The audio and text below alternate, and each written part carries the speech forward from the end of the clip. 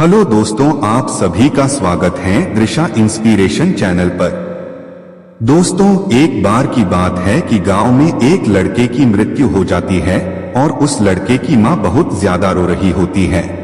तब उसी समय गांव में कुछ लोग आते हैं और उस स्त्री को कहते हैं कि तुम अपने लड़के के शव को लेकर गौतम बुद्ध के पास जाओ, वह तुम्हारे लड़के को जीवित कर देंगे। यह सुनकर वह स्त्री बहुत खुश होती है और गौतम बुद्ध के पास जाने के लिए तैयार हो जाती है। जिन लोगों ने उस स्त्री को गौतम बुद्ध के पास जाने की सलाह दी थी, असल में वह गौतम बुद्ध को नीचा दिखाना चाहते थे, क्योंकि वह लोग गौतम बुद्ध से नफरत करते थे। लेकिन उस स्त्री को इस बात की बिल्कुल भी जानकारी नहीं थी। उनके कहे अनुसार वह स्त्री गौतम बुद्ध के पास चली जाती है। उस समय वहां पर गौतम बुद्ध अपने शिष्यों को उपदेश दे रहे होते हैं। वह स्त्री सीधा गौतम बुद्ध के चरणों में जाकर अपने बच्चे लड़के के मृत शव को रख देती और कहती है कि मेरे बेटे की मृत्यु हो गई है। मुझे मालूम है कि आप इसे जिंदा कर सकते हैं। दुनिया में ऐसा कोई भी काम नहीं है जो आप नहीं कर सकते हैं। आप परम ज्ञानी हैं।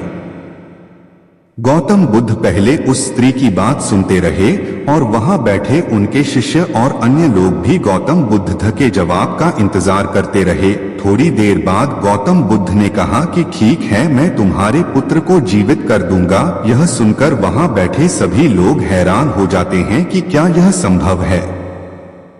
फिर गौतम बुद्ध मृतक लड़के की मां को कहते हैं कि अपने पुत्र को अगर तुम जिंदा करना चाहती हो तो तुम्हें मेरा एक काम करना होगा। स्त्री कहती है कि आप बताइए, मैं काम करने के लिए तैयार हूं।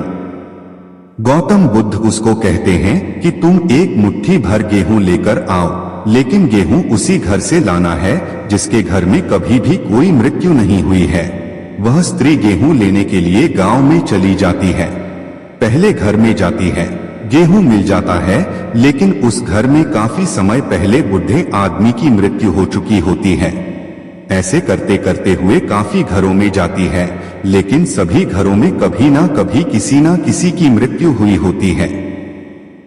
अब वह इस तरह समझ जाती है कि ऐसा नहीं हो सकता कि किसी भी घर में मृत्यु ना हुई हो। जिस घर में किसी ने अगर जन्म लिया है तो उसकी मृत्यु भी अवश्य हुई होगी। फिर वह स्त्री भी गौतम बुद्ध के पास चली जाती है और वहां जाकर गौतम बुद्ध के चरणों में जाकर बैठ जाती और कहती है कि आपने कुछ भी नहीं कहा, लेकिन मैं सब समझ गई कि जिसका जन्म हुआ है उसकी मृत्यु भी अवश्य होगी।